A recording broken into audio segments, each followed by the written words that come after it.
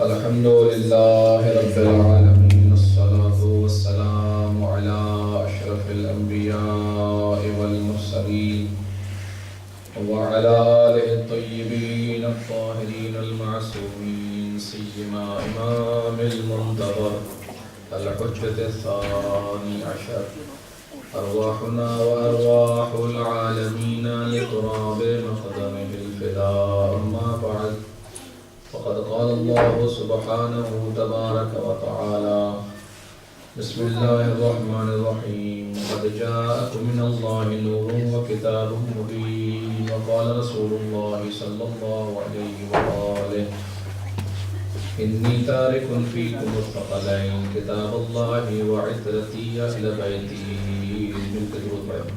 اللهم صل على محمد وآل محمد. آئیے مل کے امام زمانہ کی صحت و سلامتی کی دعا پڑھیں. بسم اللہ الرحمن الرحیم.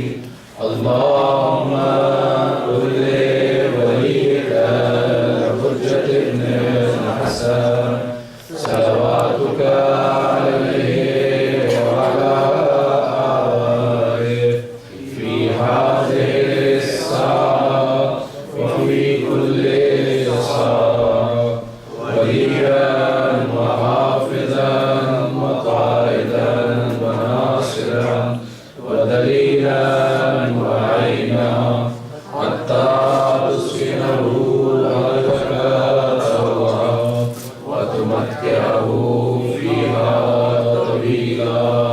صلوات اللهم صل على محمد وآل محمد. گناہوں کی بخشش و مغفرت کے لیے صلوات پڑھیں. اللهم صل على محمد وآل محمد. مریضوں کی شفا یابی کے لیے صلوات پڑھیں. اللهم صل على محمد وآل محمد. مومنین کی حاجت روائی کے لیے صلوات پڑھیں. اللهم صل على محمد وآل محمد. امام زمانہ کی رضا و خوشنودی کے لیے صلوات پڑھیں. اللهم صل على محمد وآل محمد. آپ تمام مومنین اور مومنات سے گزارش ہے کہ اس عشرہ محرم میں جتنے مومنین اور مومنات جہاں پر بھی شہید ہوئے ہیں یا فوت ہو گئے ہیں ان سب کے لیے ایک مرتبہ اور اپنے مرحومین کے لیے الحمد اور 3 مرتبہ سورہ اخلاص کی تلاوت ہوگا. بسم اللہ الرحمن الرحیم.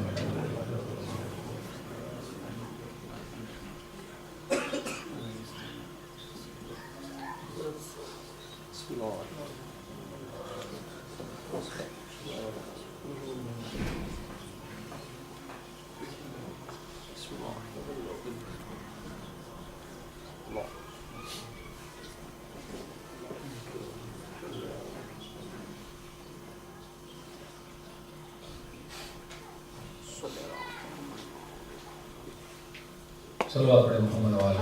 اللهم صل على محمد وآل محمد. اگرچہ آواز آپ محسوس کر رہے ہیں کہ ساتھ نہیں دے رہی لیکن انشاءاللہ آپ کی سماعتیں ساتھ رہیں گی تو انشاءاللہ کچھ عرائض آخری آپ کی بارگاہ میں عرض کروں گا. ابتدا میں آپ تمام مومنین سے معذرت چاہتا ہوں اگر سماع خراشی کی اور کسی بات پہ آپ کو تکلیف پہنچی ہو تو انشاءاللہ آپ معاف فرمائیں گے. اور دعا ہے امام زمانہ علیہ السلام سے کہ اس مرکز کو اس رضاخانے کو ہمیشہ کے لیے آباد و شاد فرمائیں. مل کے صلوات پڑھیں محمد. اللهم صل على محمد وآل محمد. ارشاد ہوا کہ میں تمہارے درمیان 2 گراں قدر چیزیں چھوڑے جا رہا ہوں. ایک اللہ کی کتاب اور ایک میرے اہل بیت. لن یفترقا حتی یردا علی الحوض. اور یہ ہمیشہ ساتھ رہیں گے یہاں تک کہ حوض کوثر تک میرے پاس آ جائیں. عرض کیا تھا کہ یہ پیغمبر کا فرمان تمام مسلمانوں کے لیے، تمام صاحبان ایمان کے لیے ایک بہترین نسخہ ہے عمل کرنے کے لحاظ سے. بالکل کلیئرلی پیغمبر نے فرمایا کہ میرے بعد تم نے کس کو فالو کرنا ہے. سبحان اللہ. یہ قرآن ہے تمہاری ہدایت کے لیے اور ایک اہل بیت ہے. اور یہ حدیث جو ہے وہ جو میں نے آیت ابتدا میں پڑھی حدیث سے پہلے، یہ اس کی تفسیر ہے کہ جو اللہ نے فرمایا کہ میں نے تمہارے درمیان ایک کتاب کو نازل کیا اور ایک نور کو تمہارے پاس بھیجا ہے. تو یہ حدیث ثقلین اسی آیت کی تفسیر ہے. کتاب سے مراد قرآن ہے اور نور سے مراد پیغمبر اور صلی اللہ علیہ وسلم اور ان کی اہل بیت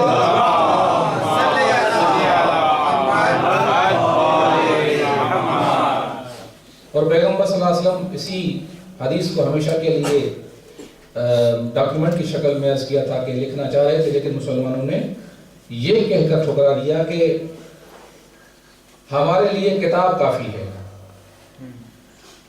مشہور جملہ ہے، ہمارے لیے کتاب کافی، حسبنا کتاب اللہ، ہمارے لیے کتاب کافی ہے. گویا وہ سمجھتے تھے کہ پیغمبر کیا لکھنا چاہتے ہیں، کیونکہ یہ وہ چیز نہیں تھی کہ جو پیغمبر نے پہلی مرتبہ ارشاد فرمایا. عرض کیا تھا میں نے کہ طول رسالت میں پیغمبر نے مختلف مقامات پر اس حدیث کو ارشاد فرمایا ہے اور ان کو معلوم تھا، لہٰذا انہوں نے قلم اور دوات نہ دیا بلکہ یہ کہا کہ ہمارے لیے کتاب کافی ہے، ہمارے لیے قرآن کافی ہے.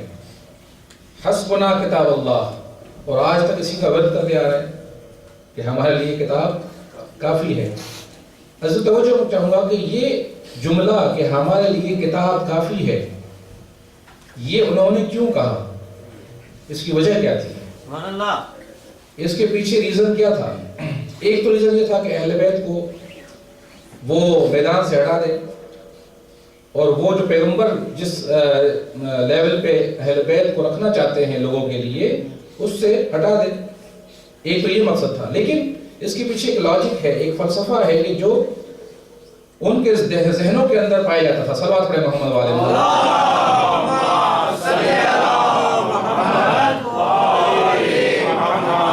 اسلام سے پہلے بت پرستوں کا، کافروں کا ایک مزاج تھا. توجہ ہوگا، جو متولی تھے بتوں کے، جو بت بناتے تھے، جو ان کو سنبھالتے تھے، بہرحال وہ کیا کرتے تھے جب ان کو کسی چیز کی ضرورت پڑتی تھی تو جتنے لوگ آتے تھے بت کے سامنے جھکنے کے لیے تو پیچھے سے بت کے چھپ جاتے تھے اور زبان سے کہتے تھے کہ ہمیں فلاں چیز چاہیے، ہمیں سونا چاہیے، ہمیں چاندی چاہیے، ہمیں گوشت چاہیے. جو بھی چیز ان کو چاہیے ہوتی تھی وہ بت کے پیچھے چھپ جاتے تھے اور آواز نکالتے تھے اور عام لوگ یہ سمجھتے تھے کہ یہ بت ہم سے طلب کر رہا ہے. یہ بت ہم سے کوئی چیز مانگ رہا ہے. تو وہ بیچارے عقیدت کی وجہ سے وہ چیز جو اس کو چاہیے ہوتی تھی وہ بت کے سامنے رکھ دیتے تھے.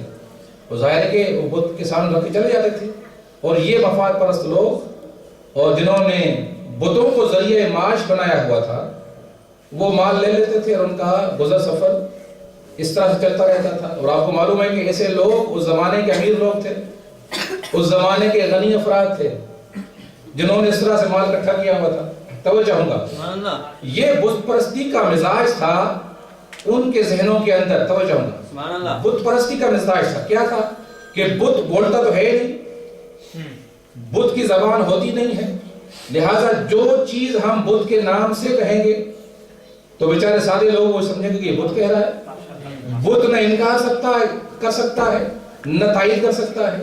اگر ہم نے کوئی ایسی بات کہی کہ جو نامناسب ہے تو بت منع نہیں کر سکتا، بت بول نہیں سکتا. توجہ ہوں گا، یہ مزاج ان کے ذہن میں موجود تھا. جب وہ اسلام لائے تھے، پیغمبر کی تبلیغ بھی ہوئی تھی، لیکن اس کے باوجود ان کے مزاج میں تبدیلی نہیں آئی تھی، ان کے مزاج تبدیل نہیں ہوئے تھے. لہٰذا پیغمبر کی بارگاہ میں انہوں نے اہل بیت کو ٹھکرا کر اور یہ کہہ کر کہ حسبنا کتاب اللہ، ہمارے لیے کتاب کافی ہے. وہ جانتے تھے کہ کتاب ہوتی ہے، اس کی کوئی زبان نہیں ہوتی، اس کی کوئی زبان نہیں ہے. اب اگر ہم قرآن کی طرف جو نسبت دے دیں گے، جیسی تفسیر بیان کریں گے، نہ قرآن اس کی مخالفت کرے گا نہ قرآن اس کی تائید کرے گا. لہٰذا انہوں نے چاہا کہ ہمارے لیے کتاب کافی ہے. لیکن پیغمبر جانتے تھے کہ قرآن بے زبان کتاب ہے. پیغمبر نے اہل بیت کو قرآن کی زبان کے طور پر معین کیا. اگر کوئی قرآن کی طرف غلط نسبت دے تو اہل بیت آ کر اس کی اصلاح فرمایا.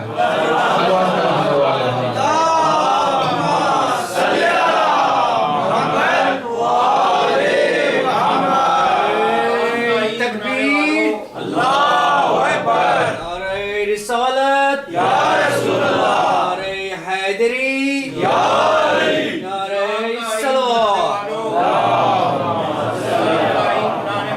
کیا دین کا آئین یہ قرآن نہیں؟ کل تو کہتے تھے حسبنا کتاب اللہ، کل تو کہتے تھے کتاب کافی ہے ہمیں، آج اس پہ بھی جناب کا ایمان نہیں.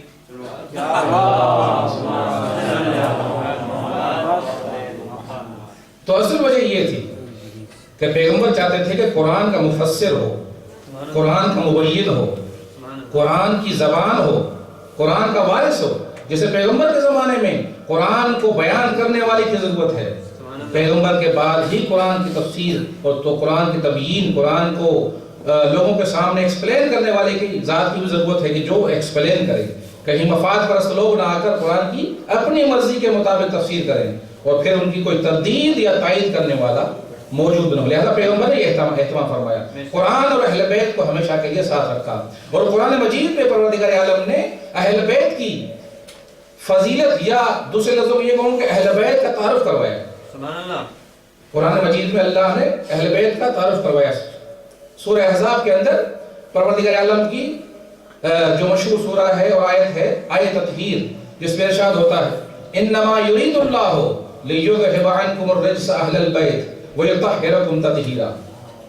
بس اللہ کا یہ ارادہ ہے کہ تم اہل بیت سے رجس کو اس طرح دور رکھے جیسے دور رکھنے کا حق ہے. سبحان اللہ. اب یہ آیت اہل بیت کی شان نازل ہوئی اور اہل بیت کے مصداق کو اگر پہچاننا ہو تو اسی آیت کو معیار قرار دیا جائے. سبحان اللہ. اس آیت کے ذریعے سے سمجھا جائے کہ اہل بیت سے مراد کون ہیں؟ جو قرآن کے ساتھ پیغمبر نے جن کو قرار دیا ہے، جو مفسر قرآن ہیں، جو مبین قرآن ہیں، ان کے مصداق کو جاننے کے لیے یہ آیت کافی ہے. اللہ نے اس میں اعلان فرمایا کہ ہم نے یہ ارادہ کیا ہے کہ ہم اہل بیت سے رجس کو اس طرح دور رکھیں جس طرح سے دور رکھنے کا حق ہے. رجس کا مطلب یہ ہے شک، شبہ، ریب، گناہ، کسی قسم کا بھی اخلاقی بیماریاں، یہ جتنی بھی چیزیں ہیں یہ سب رجس ہے. ان تمام چیزوں کو اللہ نے اہل بیت سے دور رکھا ہے. سبحان اللہ. توجہ ہوں گا، اہل بیت سے دور رکھا ہے. لہذا جو بھی اہل بیت ہوگا اس میں ان میں یہ چیز پائی جاتی، وہ رجس سے دور ہوں گے، وہ شک سے دور، وہ کفر سے دور، وہ شرک سے دور، وہ اخلاقی بیماریوں سے دور، وہ جتنے بھی گناہ انسان کر سکتا ہے وہ سب سے دور ہیں. اللہ نے ان کو پاک رکھا ہے ان تمام چیزوں سے، پاک کیا بھی ہے اور رکھا بھی ہے پروردگار ہے. سبحان اللہ. اور بعض مسلمان ترجمہ کرتے ہیں اس قرآن کی آیت کا ترجمہ اس طرح سے کرتے ہیں کہ بس اللہ کا یہ ارادہ ہے کہ تم اہل بیت کو پاک کرے جس طرح سے پاک کرنے کا حق ہے. صلوات رحمۃ اللہ علیہ.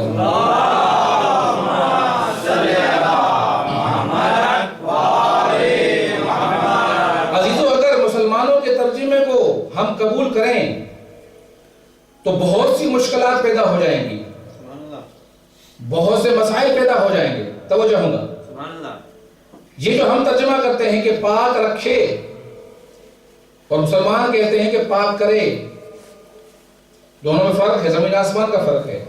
اگر مسلمانوں کے ترجمہ کو لیتے ہیں تو پھر بہت سے مسائل پیدا ہو جائیں گے، بہت سے پرابلمز ہو جائیں گے. کون سے؟ ایک پرابلم تو یہ ہوگا اہل بیت کے مصداق میں سے اگر کسی ذات کے لیے اختلاف ہو، ممکن ہے ہو، لیکن پیغمبر کی ذات کے لیے کوئی اختلاف نہیں. توجہ آپ نے بھائی، اہل بیت کے مصداق میں سے پیغمبر کی ذات مبارک بھی ہے. کوئی مسلمان ایسا نہیں کہ جو کہے کہ بھئی پیغمبر اہل بیت کے دائرے سے خارج ہے. پیغمبر بھی اہل بیت کے مصداق ہے، پیغمبر بھی اہل بیت کے افراد میں سے ایک فرد ہے. توجہ ہونا، پیغمبر اہل بیت کے ایک فرد ہیں. اگر آپ نے ترجمہ مسلمانوں یہ کیا کہ اللہ کا بس یہ ارادہ ہے کہ اہل بیت کو پاک کرے جس طرح سے پاک کرنے کا حق ہے، تو پھر یہ ماننا پڑے گا کہ جب یہ آیت نازل ہوئی ہے اس کے بعد پیغمبر اہل بیت پاک ہوئے ہیں اور اس سے اہل بیت پاک نہیں تھے، اس سے پہلے پاک نہیں تھے. تو ماننا پڑے گا کیونکہ پیغمبر کی ذات بھی اہل بیت کی مصداق ہے، تو پیغمبر کی ذات بھی پہلے پاک نہ تھی. پیغمبر کی پہلے ذات بھی پاک نہ تھی. اور بڑے تعجب کی بات یہ ہے کہ یہ آیت تطہیر کب نازل ہوئی ہے؟ بھئی یہ آیت تطہیر نازل ہوئی ہے میدان غدیر میں اعلان ولایت امیر المومنین کے بعد اور 25 ذی الحج عید مباہلہ سے پہلے. سبحان اللہ. عید مباہلہ اور عید غدیر کے درمیان اس آیت کا نزول ہوا ہے. تو پھر ماننا پڑے گا کہ 23 سال کی تبلیغ جو پیغمبر کی ہے وہ بغیر طہارت کے گزری، نعوذ باللہ. کیونکہ آپ نے یہ کہا کہ اللہ کا بس یہ ارادہ ہے کہ آپ کو پاک کرے. اس کا مطلب ہے کہ پہلے پاک نہیں تھے. پیغمبر کی 23 سال کی تبلیغ بغیر طہارت کے نعوذ باللہ گزری. صلوات پڑھیں محمد والے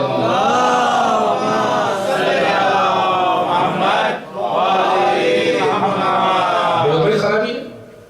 کوئی مسلمان اس چیز کا قائل نہیں ہے. مسلمان قائل ہیں کہ پیغمبر اول نبوت سے معصوم ہیں. عصمت شروع سے پیغمبر کے پاس ہے، اگرچہ اس سے پہلے بھی اختلاف ہے کہ پیغمبر نبوت کے اعلان سے پہلے معصوم ہے یا نہیں. ہمارا یہ عقیدہ ہے کہ پیغمبر پیدائشی معصوم ہے، جیسے پیدا ہوئے اس وقت سے معصوم ہے. عصمت ان کے پاس ہے، چاہے نبی تھے ظاہری طور پر یا نہ تھے، عصمت پیدائشی طور پر ہے. لیکن مسلمان کہتے ہیں کہ نہیں، اعلان نبوت سے پہلے پیغمبر معصوم نہیں ہے، بعد میں معصوم بنے ہیں. تو اسی بنیاد کے اوپر آیت کا ترجمہ مناسب نہیں ہوتا. لہذا ماننا پڑے گا کہ اللہ نے اہل بیت کی طہارت کا اعلان نہیں کیا. جو اللہ نے ان کو طہارت عطا کی تھی اس کے باقی رہنے کا اللہ نے اعلان فرمایا. صلوات پڑھیں محمد والے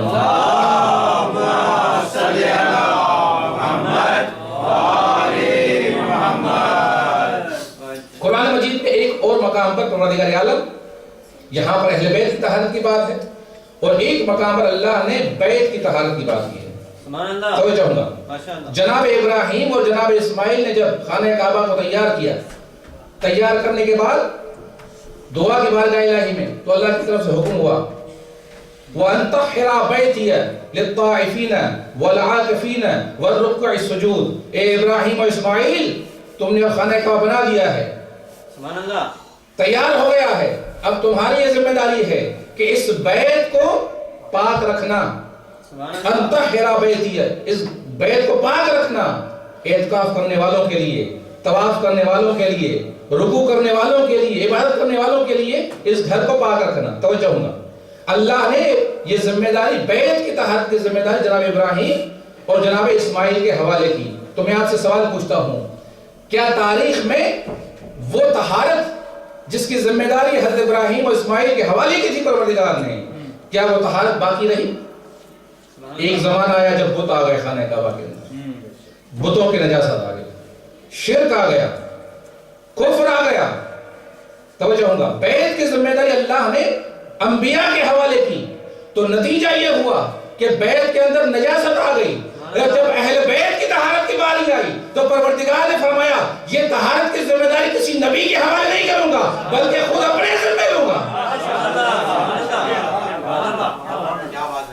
یہی وجہ ہے کہ تاریخ میں آپ پڑھ لیں کہ کتنے بھی کمینے دشمن آئے اہل بیت کے، لیکن اہل بیت کے دامن کو تار نہ کر سکے. صلوات پڑھیں محمد والے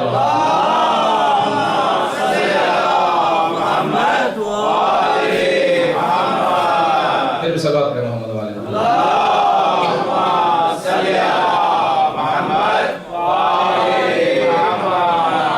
اچھا یہ ایک دلیل تھی کہ پاک رکھنے کی بات ہے اس آیت کے اندر. دوسری دلیل عرض کروں کہ پاک کرنے کی بات نہیں ہے، پاک رکھنے کی بات ہے. توجہ ہوں گا. تھوڑی دیر کے لیے ہم مسلمانوں کی بات مان لیتے ہیں. توجہ ہوں گا. تھوڑی دیر کے لیے مسلمانوں کی بات ہم مان لیتے ہیں.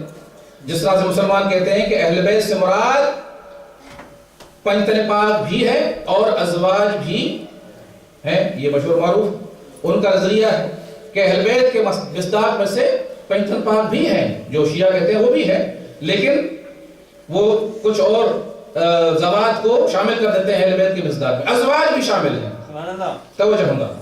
اب دو چیزوں کا میں جواب دینا چاہتا ہوں. ایک یہ کہ اہل بیت کے دائرے کے اندر ازواج نہیں ہیں، اور ایک ترجمہ جو ہے وہ پاک رکھنے کا ہے، پاک کرنے کا نہیں ہے. تھوڑی دیر کے لیے مسلمانوں کے ہم نظریے کو مان لیتے ہیں اس بنا پر کہ اہل بیت کے مصداق میں سے ازواج بھی ہیں.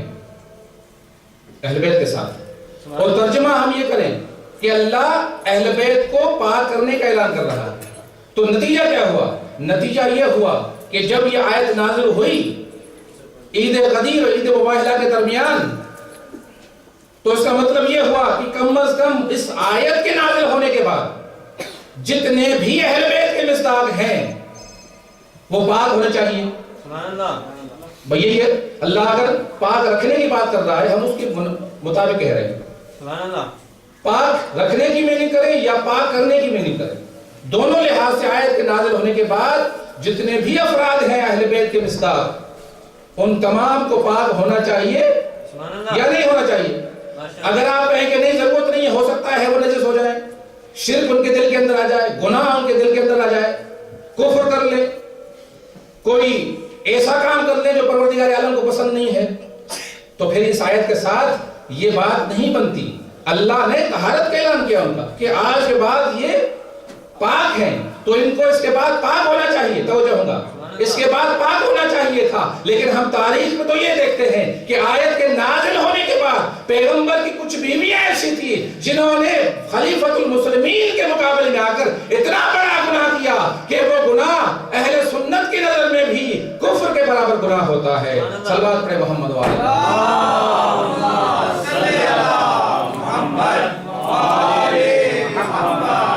تو اگر اللہ نے ان کو پاک کیا تھا تو پھر پیغمبر کے فرمان کی نافرمانی نہیں کرتی، وہ اپنے گھر سے نہ نکلتی۔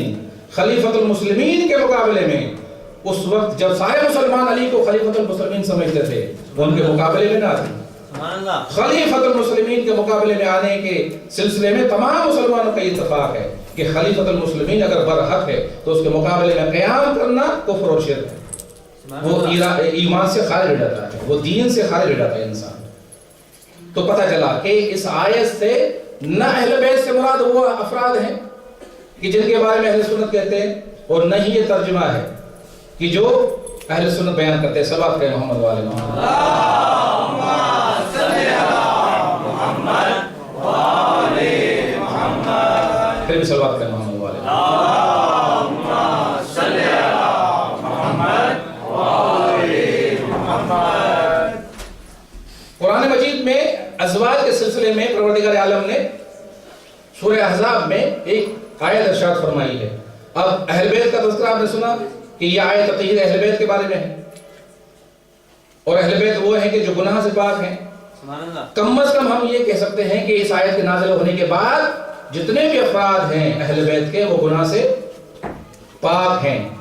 اگر ازواج بھی اس کا مصداق ہوتی تو پھر یہ آیت اللہ کی نازل نہ ہوتی جو ابھی عرض کرنے والا ہوں۔ صلوات پڑھیں محمد والے محمد۔ اللہم صلی علی محمد وآل محمد۔ سورہ احزاب میں ارشاد ہوتا ہے پروردگار عالم کا، یا نساء النبی من یأت منکن بفاحشۃ مبینہ یضاعف لها العذاب ضعفین وکان ذلک علی اللہ یسیرا۔ پروردگار عالم اس آیت میں ارشاد فرماتا ہے کہ اے پیغمبر کی بیویوں، یا نساء النبی، اے نبی کی بیویوں، اگر تم میں سے کوئی کھلم کھلا گناہ کرے گا، اگر تم میں سے کوئی کھلم کھلا گناہ کرے گا تو پروردگار عالم اس کو یضاعف لہا ضعفین، ان کو عام مسلمان کے مقابلے میں دگنا عذاب دے گا۔ یا نساء نبی، اگر تم میں سے کوئی کھلم کھلا گناہ کرے گا تو پروردگار ان کو عام مسلمان کے سزا کے مقابلے میں دگنا سزا اور عذاب ملے گا۔ وَكَانَ ذَلِكَ عَلَى اللَّهِ يَسِيرًا، اور یہ اللہ کے لیے بہت آسان ہے، کوئی مشکل کام نہیں اللہ کے لیے کہ اللہ جس کو چاہے ڈبل سزا دے دے، دگنی سزا دے دے۔ تو یہ آیت ہے سورہ احزاب کی جس میں پروردگار عالم نے ڈائریکٹ پیغمبر کی ازواج کی طرف خطاب کیا ہے۔ تو نتیجہ کیا نکلا؟ اگر اللہ نے ان کی طہارت کا اعلان کیا ہوتا تو پھر اللہ کو یہ کہنے کی ضرورت نہ پڑتی۔ صلوات پڑھیں محمد وعلی محمد۔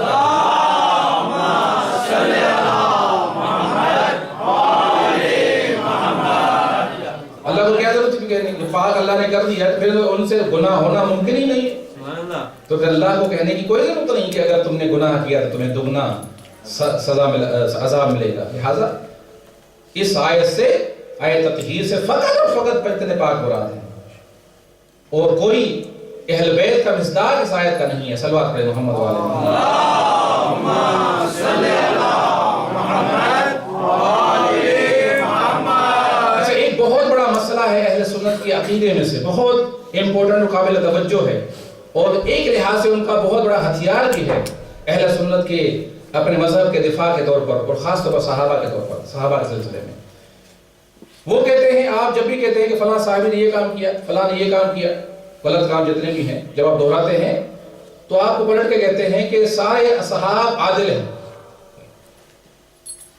سارے اصحاب عادل ہیں، اور جب عادل ہیں تو اگر انہوں نے کوئی گناہ کر بھی دیا تو اللہ نے ان کو معاف کر دیا ہے۔ اور پھر قرآن مجید کی آیت بھی آپ کے سامنے پیش کرتے ہیں کہ اس آیت کے مطابق پروردگار عالم نے اصحاب کے گناہوں کو معاف کر دیا ہے، وہ گناہ میں معاف کر دی جو انہوں نے کیے، اور جو کرنے والے ہیں بعد میں سبحان اللہ، ان کو بھی اللہ نے معاف کر دیا ہے۔ توجہ نا آپ کی، سبحان اللہ۔ انہوں نے ایک اپنے لیے ایک بہترین پل بنایا، اپنا دیوار بنائی ہے اپنے عقیدے کو بچانے کے لیے کہ اصحاب سارے عادل ہیں، سبحان اللہ، سارے پاک ہیں، اگر گناہ ہو بھی جائے پھر بھی اللہ نے ان کو معاف کر دیا ہے، سند دے دی ہے کہ بھائی تم کرو گے بھی تو پھر بھی تمہیں معافی ہے۔ کہاں پہ اللہ نے کہا ہے؟ ارشاد ہوتا ہے کہ والسابقون الاولون من المہاجرین والانصار، جو پہلے لوگ تھے مہاجر میں سے اور انصار میں سے، والسابقون الاولون من المہاجرین والانصار، اصحاب جو جنہوں نے پہلے ہجرت کی، جو سب سے پہلے آگے تھے جنگوں کے اندر، ان کے بارے میں آئے تھے۔ پروردگار فرماتا ہے کہ جو سب سے پہلے تھے مہاجر اور انصار میں سے وہ لوگ، اور جنہوں نے ان کی نیکی میں پیروی کی، والذین اتبعوہم بإحسان، جنہوں نے نیکی میں ان کی پیروی کی، رضی اللہ عنہم ورضوا عنہم، اللہ ان سے راضی ہے اور وہ اللہ سے راضی ہے۔ یہ وہ آیت ہے جہاں سے رضی اللہ کا لفظ نکلا ہے۔ اس آیت سے انہوں نے رضی اللہ کا لفظ بنایا ہے اصحاب کے بارے میں کہ دیکھو اللہ نے اعلان کر دیا ہے، اور جو پہلے مہاجر ہیں انصار ہیں ان میں فلاں فلاں بھی تھے، شروع سے ہی تھے وہ، تو اللہ نے ان کے لیے فرما دیا کہ وہ اللہ سے راضی اور اللہ ان سے راضی۔ تو اس کا مطلب یہ ہوا کہ اللہ اس وقت بھی جب آیت نازل ہوئی تھی اس وقت راضی تھا ان سے، اور بعد میں بھی اللہ نے اعلان کر دیا کہ بھائی ہم ان سے راضی ہیں، ہم سے راضی، رضی اللہ عنہم ورضوا عنہم، اللہ ان سے راضی اور اللہ ان سے راضی اور وہ اللہ سے راضی۔ یہ تو اعلان ہو گیا بالکل واضح۔ اس کا مطلب یہ ہے کہ اگر کوئی صحابی غلط کام بھی کرے تو پھر اللہ نے پہلے ہی اس کو معاف کر دیا، تو پہلے ہی رضی اللہ ہے۔ صلوات پڑھیں محمد والے محمد۔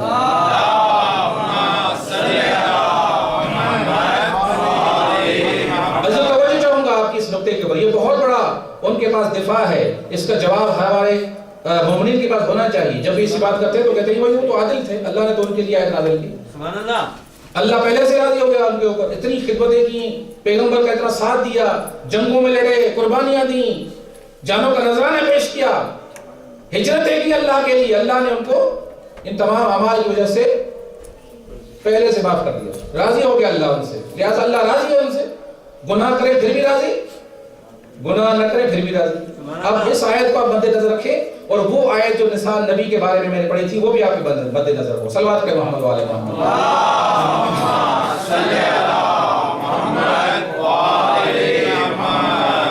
آپ مسلمان سے پوچھیں کہ آپ مسلمان بتائیں کہ صحابی افضل ہے یا پیغمبر کی زوجہ افضل ہے؟ توجہ ہوگا بھئی، صحابی کی عظمت اور احترام کیوں ہے مسلمان کی نظر میں؟ ایک اس کی وجہ یہ کہ وہ پیغمبر پر ایمان لے کر آئے، ایک وجہ یہ ہے، توجہ نا آپ کی، پیغمبر پر ایمان لے کر آیا اس لیے وہ صاحب فضیلت ہے۔ دوسری فضیلت اس کی یہ کہ وہ پیغمبر کے ساتھ رہا، جس کی وجہ سے صحابی کہا گیا۔ تو دو نسبتیں ان کی، یعنی ان کی عظمت اگر مسلمان کی نظر میں ہے دو وجہوں سے، ایک ایمان کی وجہ سے اور دوسری پیغمبر کے ساتھ رہنے کی وجہ سے، دو ہی تو نسبتیں ہیں، اس کے علاوہ کوئی نسبت نہیں ہے پیغمبر کے ساتھ جس کی وجہ سے ان کی شان میں اضافہ ہوتا ہو۔ اور ازواج کی نسبتیں کتنی ہیں؟ ازواج کی 3 نسبتیں ہیں۔ ایک مومنہ ہے، ایمان لے کر آئے پیغمبر کے اوپر اصحاب کی طرح، دوسری نسبت صحبت پیغمبر، پیغمبر کے ساتھ رہنے کی نسبت جو اصحاب کی ہے ان کی بھی وہی ہے، تیسری نسبت کیا ہے؟ پیغمبر کے ساتھ ان کا رشتہ ازدواج ہے، رشتہ ازدواج میں منسلک ہے پیغمبر کے ساتھ۔ تو ان کی تین نسبتیں ہیں پیغمبر کے ساتھ، ایک ایمان کی نسبت، ساتھ رہنے کی نسبت، زوجیت کی نسبت، جس کی وجہ سے پروردگار عالم نے ان کو امہات المومنین کہا قرآن مجید میں، کہ یہ پیغمبر کی بیویاں تمہاری مائیں ہیں، امہات المومنین ہیں۔ اصحاب کے بارے میں کوئی ایسی بات نہیں ہے۔ تو پتہ چلا کہ ازواج کی نسبتیں زیادہ ہیں پیغمبر کے ساتھ، اور انہی تین نسبتوں کی وجہ سے ان کی عظمت اصحاب سے زیادہ ہے، اصحاب سے ان کی نسبت زیادہ ہے۔ تو میں مسلمانوں سے مخاطب ہو کر عرض کروں گا کہ یہ پروردگار عالم کی کیسی عدالت ہے کہ جن کی شان اصحاب سے بلند ہے ان کو کہہ رہا ہے کہ اگر تم نے گناہ کیا تو تمہیں دگنا عذاب دیا جائے گا، اور جو اصحاب سے، جو پیغمبر کی زوجہ سے کم شخصیت کے افراد ہیں، ان کو اللہ کہہ رہا ہے کہ اگر تم نے گناہ کیا تو تمہیں معاف کر دیا میں نے۔ صلوات پڑھیں محمد و آل محمد۔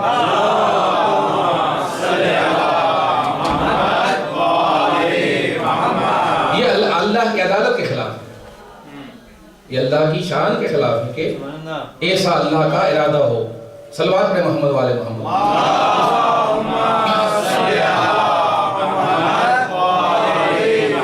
اچھا، ایک اور حدیث گھڑی ہے اہل سنت برادران نے کہا کہ اصحابی کالنجوم من اہتدیتم اہتدیتم، اصحابی، یہ میرے صحابی جو ہیں وہ ستاروں کی مانند ہیں، تم جس کی بھی پیروی کرو گے تمہیں نجات اور ہدایت مل جائے گی۔ اب یہ انہوں نے حدیث گھڑی ہے، یہ خود حدیث بول رہی ہے کہ جھوٹی حدیث ہے۔ عرض کروں گا آپ کی بارگاہ میں، دیکھیں اگر کسی کا دین پیغمبر کے دین سے الگ ہو، اگر کسی کی شریعت پیغمبر کی شریعت سے الگ ہو تو وہ ہدایت نہیں ہے، وہ ضلالت ہے، وہ گمراہی ہے۔ توجہ ہے آپ کی؟ بھئی اگر کسی کی شریعت اور کسی کا دین پیغمبر کے دین اور شریعت سے الگ ہو تو واقعی وہ ضلالت ہے، واقعی وہ گمراہی ہے۔ اگر انسان اس راستے پہ چلے گا تو اس کو گمراہی ملے گی، اس کو ضلالت ملے گی۔ پیغمبر کا دین جس کے پاس ہوگا، پیغمبر کے نور ہدایت، پیغمبر کا نور ہدایت جس کو ملے گا وہی ہدایت یافتہ ہے، وہی صراط مستقیم پر ہے، وہی سعادت کی راہ پہ چل رہا ہے۔ توجہ آپ کی؟ تو جو پیغمبر سے ہٹ کے دین ہوگا وہ پیغمبر کا دین نہیں ہے، وہ کسی اور کا ہے، اور وہ انسان کو نجات نہیں دے گا۔ توجہ میں یہ دو چیزیں اگر آپ نے نظر رکھی تو یہ حدیث آپ کو سمجھ میں آ جائے گی۔ پیغمبر کے لیے کہتے ہیں کہ پیغمبر نے فرمایا کہ میرے اصحاب ستاروں کی مانند ہیں۔ پیغمبر نے اپنے اصحاب کی نسبت دی ہے ستاروں کے ساتھ، اور قرآن مجید میں پروردگار عالم نے پیغمبر کو اور امیر المومنین کو جو نسبت دی ہے سورہ شمس کے اندر، پیغمبر کو نسبت دی سورج کے ساتھ اور علی کی نسبت دی چاند کے ساتھ۔ بسم اللہ الرحمن الرحیم، والشمس وضحاها والقمر اذا تلاها، قسم ہے سورج کی جب وہ طلوع کرتا ہے، والقمر اذا تلاها، اور قسم ہے چاند کی جب وہ سورج کے پیچھے پیچھے آتا ہے۔ تو احادیث کے مطابق چاند سے مراد امیر المومنین ہے اور سورج سے مراد رسول خدا ہے۔ توجہ کیجیے گا، پیغمبر کوئی ایسا جملہ نہیں کہہ سکتے کہ جو قانون کے خلاف ہو، جو طبیعت کے قانون کے خلاف ہو، جو حقیقت کے خلاف ہو۔ یہ حدیث جو پیغمبر کی طرف نسبت دی گئی ہے یہ حقیقت کے برخلاف ہے۔ عزیز توجہ ہوں گا، پیغمبر کے لیے کیا کہا انہوں نے کہ پیغمبر نے فرمایا کہ میرے صحابی چاند کے ستاروں کی مانند ہیں، میرے صحابی ستاروں کی مانند ہے، اور آج دنیا نے یہ ثابت کر دیا ہے کہ ستاروں کی روشنی اپنی روشنی ہوتی ہے اور چاند کی روشنی سورج کی روشنی ہوتی ہے۔ ستاروں کی روشنی اپنی ہوتی ہے اور چاند کی روشنی سورج سے ہوتی ہے، یعنی چاند سورج سے روشنی لیتا ہے اور ستاروں کی اپنی روشنی ہوتی ہے۔ تو اگر پیغمبر نے یہ فرمایا کہ میرے صحابی ستاروں کی مانند ہے، اس کا مطلب یہ پیغمبر کا دین نہیں ہے، یہ ان کا اپنا دین ہے۔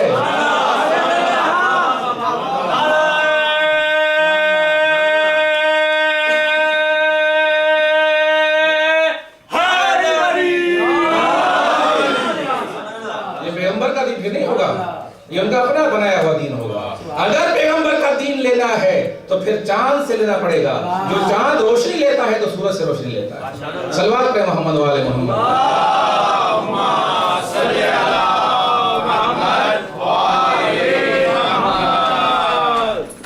کافی معاف علامات آپ.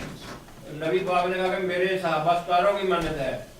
تو یہ ستارے ہیں لا تعداد, صحابہ بھی ہیں لا تعداد. جو ستارے ہیں وہ ایک اس میں قطبی ستارہ ہے اپنی جگہ پہ قائم ہے. ایک ہے کہ ان کے ستاروں میں سے فلاح ستارے, کوئی ہے اقرار کرتے ہیں, کوئی آگ سے بنے ہوئے ہیں, کوئی خاک سے بنے ہوئے ہیں. یہ سب قسمیں ہیں آپس کی. بالکل. صلوات پڑھے محمد والے.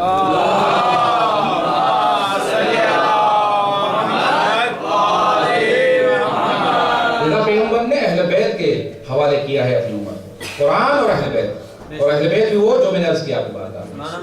اہل بیت سے وہ افراد مراد ہیں کہ جو واقعی وارث قرآن, جن میں صفات قرآن پائی جاتی ہیں, جن میں کردار پیغمبر پایا جاتا ہے, جن میں سیرت پیغمبر پایا جاتا ہے, وہی اہل بیت بن سکتے ہیں. وَإِلَّا اگر کسی کا دامن گناہ سے آلودہ ہو وہ اہل بیت کا مصداق نہیں بن سکتا. جب خود ہدایت کا محتاج ہو تو کسی اور کو کیا ہدایت کرے گا. لہٰذا ہدایت ان سے لینی ہے.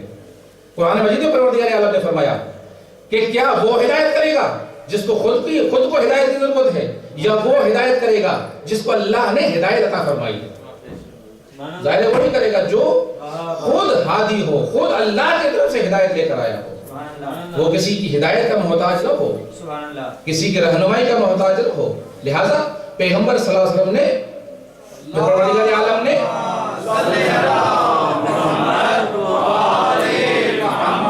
اور قرآن مجید میں ایک اور عجیب آیت ہے کہ جس سے ہم اہل بیت کی عظمت اور قرآن کی عظمت کو سمجھ سکتے ہیں. قرآن مجید کے بارے میں پروردگار نے فرمایا لا یمسہ الا المطہرون. قرآن وہ ہے کہ جس کو سوائے پاک لوگوں کے کوئی مس نہیں کر سکتا.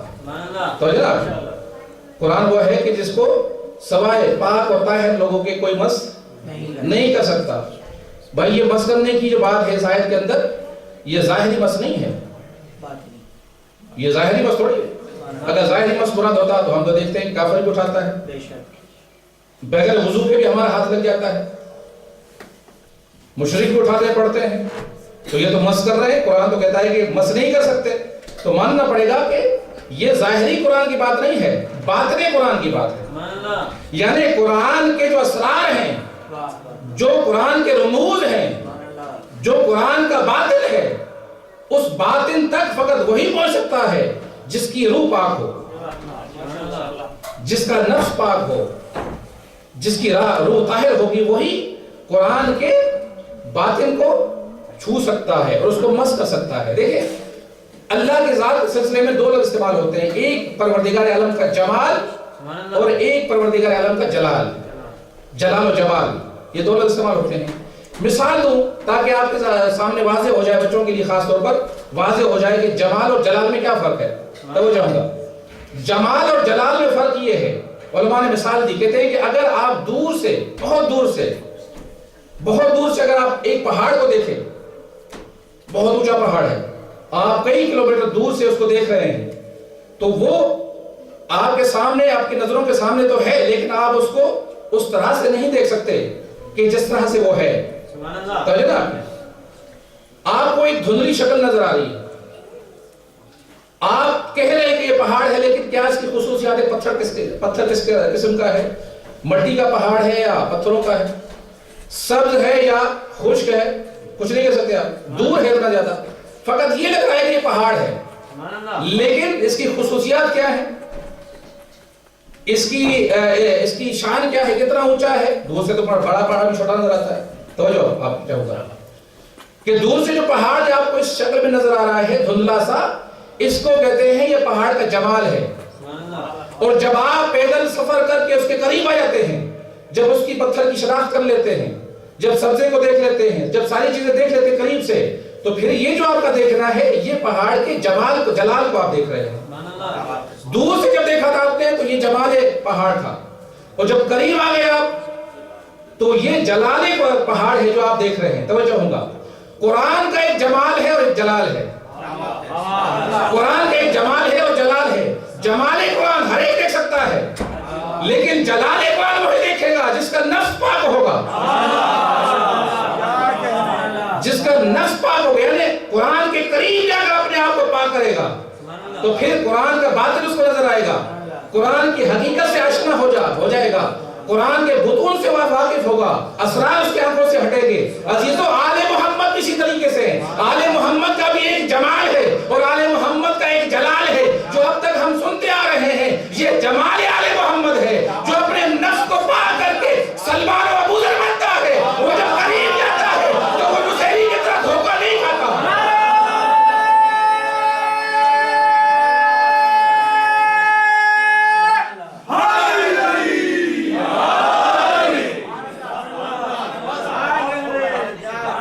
طہارت نفس اگر انسان میں پائی جائے تو پھر جلال آل محمد کو درک جو نزدیک جائے گا تو ان کی فضائل کی گہرائی کو کچھ سمجھ سکتا ہے، کچھ محسوس کر سکتا ہے۔ لیکن طہارت قلب ضروری ہے، طہارت نفس ضروری ہے۔ اور اس آیت سے تو ہمیں یہ پتہ چلتا ہے، آیت تطہیر، کہ اللہ نے فرمایا کہ رجس ان کے قریب نہیں جائے گا۔ تو اگر ہمارے اندر رجس ہو گناہوں کا تو ہم اہل بیت کے قریب نہیں جا سکتے۔ یہ قرآن کا فیصلہ ہے ہمارا، یہ قرآن کی بات ہے۔ اگر رجس ہو ہمارے نفس کے اندر، گناہ کا شک کا رجس ہو، ریب ہمارے دل کے اندر، گناہوں کی غلاظت ہو، اخلاقیات کی غلاظت ہمارے اندر پائی جاتی ہو، تو پھر ہم اہل بیت کے قریب نہیں جا سکتے۔ جمال سے واقف ہو جائیں گے، جلال اہل بیت ہمیں سمجھ میں نہیں آئے گا۔ لہٰذا نفس کی طہارت ضروری ہے، اور اللہ نے تو ویسے ہی رجس کو دور رکھا ہے۔ اور اگر کوئی کہے کہ ہمارے اندر تو اہل بیت کی ولایت ہے، ہم کچھ عمل کرتے ہیں، تو میں ان کے لیے یہی عرض کروں گا، جتنا آپ عمل کرتے ہیں، جتنا اپنے آپ کو پاک بنایا ہے، اتنا ہی قریب ہے۔ بھئی ہم نہیں کہتے کہ آپ قریب نہیں، آپ قریب ہیں، لیکن اتنے قریب ہے جتنا اپنے آپ کو پاک بنایا ہے۔ جتنا زیادہ پاک بنائیں گے فاصلہ کم ہوتا جائے گا، فاصلہ کم ہوتا جائے گا، اس لیے کہ یہ طہارت کے سمندر ہیں۔ پانی کی، بھائی پانی بھی پاک ہے، دودھ بھی پاک ہے، توجہ نہ آپ کی، دودھ بھی پاک، پانی بھی پاک ہے، لیکن دونوں میں فرق ہے۔ دودھ خود پاک ہے، کسی کو پاک نہیں کر سکتا، پانی خود بھی پاک ہے، نجس کو پاک بھی کر سکتا ہے۔ آل محمد کی طہارت پانی جیسی ہے، خود بھی پاک ہے، اور جو نجاست لے کر ان کے پاس آتا ہے پاک ہونے کے لیے، ان کو بھی پاک کر دیتا ہے۔ برائے خوشنودی ہے آل محمد علیہ السلام، بلند تر صلوات۔ اللہم صلی علی محمد وآل محمد۔ یہ تو اللہ نے فرمایا کہ آل محمد کا وسیلہ اللہ کو توبہ کرنے کے لیے، گناہوں کی توبہ کرنی ہے، آل محمد کا وسیلہ اللہ تمہیں معاف کر دے گا۔ صلوات پڑھیں محمد و آل محمد۔ اللہم صلی علی محمد وآل محمد۔ اگر کوئی شخص اس طہارت کے دریا کے کنارے کھڑے ہو کر اپنے آپ کو پاک نہ کرے تو وہ سمندر اس دریا کی کوتاہی نہیں ہے، یہ اس فرد کی کوتاہی ہے۔ سمندر پر رہ کر پیاسا رہ جائے تو یہ اس کی کوتاہی ہے۔ عزیزو، اس محبت کے ساتھ جب انسان اپنے آپ کو اہل بیت سے متصل کر دیتا ہے تو پھر یہ جو اتصال ہوتا ہے یہ خود بخود دوری پیدا کرتا ہے۔ لیکن شرط یہ ہے کہ انسان پاک ہو کر متصل ہو جائے، پھر ان کی محبت میں اپنے آپ کو رنگ دے، تو یہ محبت خود ایسی چیز ہے کہ جو انسان کو نافرمانی سے دور کرتی ہے۔ محبت ہے اسی چیز کا نام کہ محبت اگر حقیقی ہوگی تو نافرمانی نہیں ہوگی، محبت اگر حقیقی ہے تو نافرمانی نہیں ہو سکتی۔ بلکہ اس طرح سے کو عزیزو، کبھی محبت کم ہوتی ہے انسان کی کسی کے ساتھ، تو جب کم ہوتی ہے تو اس محبت کا بھی تقاضا ہوتا ہے کہ اگر محبوب کوئی حکم دے دے، کوئی بات کہہ دے تو انسان اس کی بات کو ٹھکراتا نہیں ہے۔ بھائی ہے نہیں ہے، جس سے محبت ہے اس کی بات کو انسان ٹھکراتا نہیں ہے۔ لیکن اگر یہ محبت شدید ہو جائے، اگر یہ محبت بڑھ جائے تو محبوب جو ہوتا ہے وہ محب ہوتا ہے وہ محبوب کے حکم کا انتظار نہیں کرتا۔ توجہ نہیں کیا آپ نے؟ جو محب ہوتا ہے اگر اس کی محبت میں اضافہ ہو جائے تو وہ پھر محبوب کے حکم کا انتظار نہیں کرتا، بلکہ مزاج کو پہچانتے ہوئے، مزاج محبوب کو پہچانتے ہوئے، اس سے پہلے کہ وہ حکم دے دے وہ خود ہی عمل کرنا شروع کر دیتا ہے۔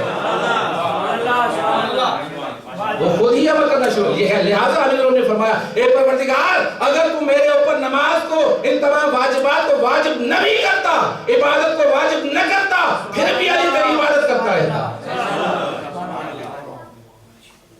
یہ اگر کیفیت انسان میں پیدا ہو جائے تو انسان کے نفس کے اندر خود بخود طہارت آتی جائے، محبت کو سچا بنائے، مودت کو سچا بنائے، صادق بنائے۔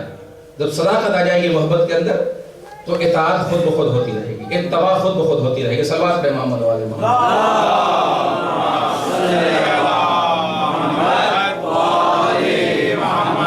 بس آپ کی زحمت تمام کی، ایک جملے مسائل کے اس کے بعد آپ کی زحمت۔ عزیزو،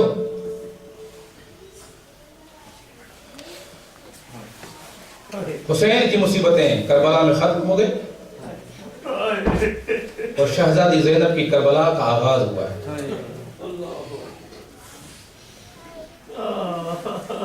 جناب زینب وہ خاتون ہیں کہ جن کے لیے کہا جاتا ہے کربلا کی شیر دل خاتون۔ اگر جناب زینب کبریٰ شیر دل خاتون نہ ہوتی تو اتنے پہاڑ مصیبتوں کے جو بیوی کے اوپر آئے ہیں ان کو برداشت نہ کر سکتی۔ عزیزو، جب تک امام حسین زندہ تھے ملتا ہے کہ جناب زینب رو لیتی تھی، اپنے بھائی کے گلے میں ہاتھ ڈال کے رو لیتی تھی، گریہ کر لیتی تھی۔ امام حسین تسلی دیتے تھے، کبھی قاسم کی لاش پہ روئیں، کبھی علی اکبر کی لاش پہ روئیں، کبھی اپنے بچوں کی لاش پر روئیں۔ لیکن جب حسین کی شہادت ہو گئی تو پھر زینب کے آنسو خشک ہو گئے۔ اب زینب کے آنسو خشک ہو گئے ہیں۔ اب زینب نہ رہی بلکہ حسین کا کام کر رہی ہے، عباس کا کام کر رہی ہے، علی اکبر کا کام کر رہی ہے۔ کبھی کسی یتیم کو تسلی دیتی ہے، کبھی کسی خاتون کو تسلی دیتی ہے، کبھی سید سجاد کے پاس آ کر بیٹھ جاتی ہے اور ان کو تسلی دیتی ہے۔ جناب زینب تمام مردوں کی ذمہ داریوں کو ادا کر رہی ہیں۔ عزاداروں، یہ بہت بڑی منزل ہے جناب زینب کبریٰ کی۔ اگر شہزادی کی عظمت نہ ہوتی تو یہ بیوی ذمہ داری ادا نہیں کر سکتی تھی۔ عزاداروں، جناب ام سلمہ کے لیے ملتا ہے کہ جب عاشور کا دن چڑھا، جناب ام سلمہ اپنے خیمے اپنے صحن کے اندر کبھی ادھر جاتی ہے کبھی ادھر جاتی ہے۔ بیوی کا دل گھبرا رہا ہے، بیوی گھبراتے ہوئے کہہ رہی ہے، اللہ میرے حسین کی طرف امان ہو، میرا حسین خیریت سے ہو۔ اور خیمے اپنے صحن کے اندر جا رہی ہے، اچانک بیوی کو نیند آ جاتی ہے۔ عالم خواب نے دیکھا کہ رسول خدا تشریف فرما ہے، لیکن عجیب حلیہ ہے جناب رسول خدا کا، سر پہ امامہ نہیں ہے، سر میں امامہ نہیں، خاک سر کے اندر رکھی ہوئی ہے اور اپنے آستینوں کو پیغمبر نے اٹھایا ہوا ہے اور پیغمبر کے آنکھوں سے آنسو بہ رہے ہیں۔ جب یہ حلیہ جناب ام سلمہ نے دیکھا، عرض کی یا رسول اللہ یہ آپ کا کیسا حلیہ ہے؟ تو پیغمبر نے فرمایا ابھی کربلا سے آ رہا ہوں، اے ام سلمہ ابھی کربلا سے آ رہا ہوں، اور یہ ظالموں نے میرے نواسے کو میرے ہی آنکھوں کے سامنے ذبح کر دیا۔ جزاکم ربکم، خدا آپ کو کسکم من اللہ۔ عزادارو، عرض کیا جناب زینب تمام مردوں کی ذمہ داری کو ادا کر رہی ہے۔ جب حکم ہوا اہل حرم کو کہ تم اونٹوں کے اوپر سوار ہو جاؤ اور کوفے کی طرف حرکت کرنی ہے، عزادارو شہزادی نے سب کو سوار کیا، بچوں کو بھی سوار کیا، خواتین کو بھی سوار کیا۔ عزادارو اب وہ منزل آئی کہ زینب خود سوار ہونا چاہتی ہے لیکن نہیں معلوم کیسے سوار ہے۔ جب ہاتھ بھی گردن کے پیچھے بندھے ہوئے ہیں، شہزادی سوار ہونا چاہتی ہے لیکن سوار نہیں ہو سکتی۔ بی بی نے ادھر ادھر دیکھا، کوئی نظر نہ آیا۔ ایک نحیف سی آواز آئی، ایک روپی اماں ابھی سجاد زندہ ہے، آئیے میں آپ کو سوار کروں۔ عزادارو، جناب زینب سوار ہو جاتی ہے اور ظالموں نے کیا کیا؟ آل محمد کے قافلے کو وہاں سے گزارا جہاں خستہ تلاشیں زمین کربلا پر پڑی ہوئی ہے۔ عزادارو، آپ جانتے ہیں جب بیویوں کا گزر وہاں سے ہوا، جب ان کی نظر اپنے مردوں کے اوپر پڑی، اپنے بچوں کے اوپر پڑی، تو بیویوں نے اپنے بین شروع کر دیے۔ جناب زینب کے لیے ملتا ہے جیسے ہی شہزادی اپنی بھائی کی لاش کو دیکھا، ارے اونٹ سے اپنے آپ کو گرا دیا۔ یہاں پر میں رک کر عزادارو جناب عباس بھی گھوڑے سے نیچے گرے اور جناب زینب بھی گری ہے، لیکن فرق یہ ہے کہ عباس گھوڑے کی زین سے گرے اور زینب اونٹ سے زمین پر آئی ہے۔ عزادار اپنے بھائی کی لاش پہ آتی ہے، مدینے کی طرف رخ کیا بی بی نے، مدینے کی طرف رخ کر کے بی بی نے ایک بیان کیا ہے اور مخاطب ہو کر اپنے نانا سے مخاطب ہوئی ہے، واہ محمد صلی علیہ ملائکۃ السماء هذا الحسین مرمل بالدماء مقطع الاعضاء وبناتک السمایا۔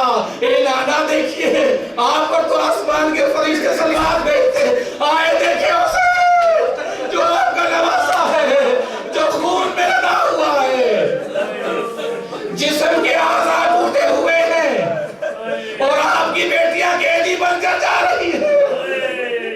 عزادارو شہزادی نے سب کو سوار کیا لیکن شہزادی ام کلثوم نظر نہیں آ رہی۔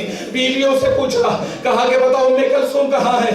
بیویوں نے کہا ہمیں بھی نہیں معلوم۔ ابھی بیوی ام کلثوم کو ڈھونڈ ہی رہی تھی تو ایک شخص فرات کے کنارے سے آیا، اس نے کہا ارے ام کلثوم کو نہیں ڈھونڈو، ام کلثوم کو میں نے دیکھا عباس کی لاش پر بیٹھ کر رہی ہے۔ ارے عباس اٹھو، جن پردوں کی تم محافظت کرتے تھے ہمارے سامنے بھی ہو گئے، ہم بے پردہ جا رہے۔ جزاک ربکم۔ جناب سکینہ نے جب اپنے بابا کی لاش کو دیکھا، اپنے بابا کی لاش کو گلے لگایا، گلے لگانے کے بعد بی بی رو رو کر بے ہوش ہو جاتی ہے۔ جب بے ہوش ہو گئی ہے تو عالم خان نے بی بی نے دیکھا کہ مولا ان سے مخاطب ہو کر فرماتے ہیں، اے سکینہ جب تم مدینے جانا تو میرے شیعوں کو یہ پیغام دینا، شیعتی ما ان شربتم موت بالفقرونی او سمیتم بے غریب او شہید الفندقونی۔ اے میرے شیعوں جب تم ٹھنڈا پانی پہن پینا تو مجھے حسین کی پیاس کو یاد کرنا اور علی اصغر کی پیاس کو یاد کرنا۔ اگر کسی غریب اور شہید کا ذکر سنو تو مجھ حسین پر بھی گریہ کر لینا۔ اس کے بعد مولا نے ایک عجیب فکرہ ارشاد فرمایا، لیتکم فی یوم عاشوراء جمیعا تنظرونی۔ اے میرے شیعوں کاش تم کربلا میں ہوتے اور تم دیکھتے میں ظالموں سے اور علی اصغر کے لیے پانی مانگا، انہوں نے پانی نہ دیا، تیر کے ذریعے سے علی اصغر کو سیراب کیا۔ جزاکم ربکم۔ اللہ آپ کو سوائے غم حسین کا کوئی غم نہ دے۔ عزادار بن یہ سب کے لوگ آتے ہیں، شہیدوں کی لاشوں کو دفن کرنا چاہتے ہیں لیکن پہچان نہیں پا رہے کہ یہ کس کی لاش ہے۔ عزیزوں لاشیں تو سروں کے ذریعے سے پہچانی جاتی ہیں۔ وہ سارے سر نو کے سنا پہ سوار ہو کر کوفے کی طرف گئے، ابھی اسی سرگردانی میں تھے، دور سے دیکھا کہ گھوڑے سوار آ رہا ہے۔ جیسے ہی قریب آیا، اے بنی اسد کیا کر رہے ہو؟ ہم چاہتے ہیں کہ لاشوں کو دفن کریں لیکن ہمیں نہیں پتا چل رہا کہ حسین کی لاش کون سی ہے، علی اکبر کی لاش کون سی ہے، عباس کی لاش کون سی ہے۔ اس گھوڑے سوار نے کہا کہ گھبراؤ نہیں، میں بتاتا ہوں کہ کون سی کس کی لاش ہے۔ مولا سجاد ایک ایک کی لاش کو دفن کر رہے ہیں، سب کی لاشوں کو دفن کر دیا۔ اس کے بعد جب مولا حسین کی لاش کو دفن کیا، عزیزو آخری جملہ، مولا حسین کی جب لاش کو دفن کر لیا اور ایک چھوٹی سی قبر بنا لی، قبر کے اوپر پانی پھینکا، پانی پھینکنے کے بعد اپنی انگلی سے ایک جملہ لکھا، اپنی انگلی سے مولا نے فکرہ لکھا قبر حسین پر، فرمایا ھذا قبر الحسین الذی قتلہ دشانا۔ ارے یہ حسین کی قبر ہے جس کو پیار سے قتل کیا۔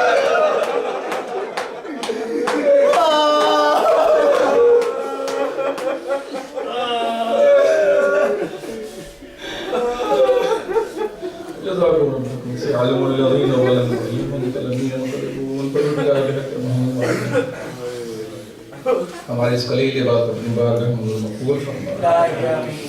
ہمارے گناہوں سے درگزر فرما پروردگار ہمارے نفسوں کو طاہر و پاک فرما آل محمد کا قرب حاصل فرما پروردگار بحق محمد و آل محمد جتنے مومنین اور مومنات جہاں بھی شریک ہیں جتنے مرحومین اس دنیا سے گزر گئے ہیں تمام مرحومین جتنے بھی شہداء جہاں پر بھی مومنین و مومنات رخصت ہو گئے دنیا سے پروردگار سب کو اس عزا کے ثواب میں شامل فرما پروردگار بحق محمد و آل محمد جو مریض ہیں خاص طور پر جو ہم یہاں پہ حاضر ہیں وہ مریض ہیں ان کے گھر والے دوست احباب رشتہ دار جاننے والے جو بھی مریض ہیں پروردگار سب کو شفاء کلی عطا فرما پروردگار بحق محمد و آل محمد جنہوں نے التماس دعا کہا ہے پروردگار سب کو شفاء کاملہ عطا فرما جہاں جہاں مومنین اور مومنات ہیں ان کی جان مال آبرو کی حفاظت فرما تمام جلوسوں کو تمام مجالس کو بارگاہوں کو مقدس مقامات کو اپنی حفظ و امان میں رکھ پروردگار جناب سیدہ زینب سلام اللہ علیہ کے روزے کی حفاظت فرما دشمنوں اور ملونوں کے شر سے اس روزے کو محفوظ فرما جتنے بھی مومنین دفاع کر رہے ہیں بی بی کے روزے کا ان سب کی حفاظت فرما ظالموں پہ غلبہ عطا فرما پروردگار بحق محمد و آل محمد علماء مراجع کا سایہ ہمارے سروں پہ قائم دائم فرما جتنے مومنین اور مومنات نے اس عشر محرم میں اس فرش عزا کو بچھانے کے لیے اپنا مال خرچ کیا ہے وقت دیا ہے ٹائم دیا ہے ذکر کیا ہے پروردگار ان سب کے ذکر کو ان کی زحمتوں کو اپنی بارگاہ میں مقبول فرما اور جناب سیدہ زہرا سلام اللہ علیہ کی رضایت ہم سب کو نصیب فرما قیامت میں ان کی شفاعت نصیب فرما پروردگار دنیا میں امام حسین کی زیارت مرنے کے بعد ان کی شفاعت نصیب فرما پروردگار جتنے بھی خدمت گزار ہیں عزا خانے کی اور جہاں جہاں بھی عزا خانے ہیں ان سب خدمت گزاروں کی توفیقات میں اضافہ فرما ان کو خلوص کے ساتھ اور کوشش کے ساتھ ان عزا خانوں کو آباد کرنے کی توفیق عطا فرما مومنین کے درمیان پیار و محبت کی فضا قائم فرما پروردگار بحق محمد و آل محمد قرآن اور اہل بیت کے راہ پر عمل کرنے کی توفیق عطا فرما پروردگار بحق محمد و آل محمد جو پریشان حال ہے ان کی پریشانی کو دور فرما جو حاجت مند ہیں ان کی حاجت روائی فرما پروردگار بحق محمد و آل محمد امام زمانہ کے ظہور میں تعجیل فرما ہم سب کو ان کے اعوان و انصار میں شمار فرما ربنا تقبل منا انک انت السمیع العلیم بحق محمد و آلہ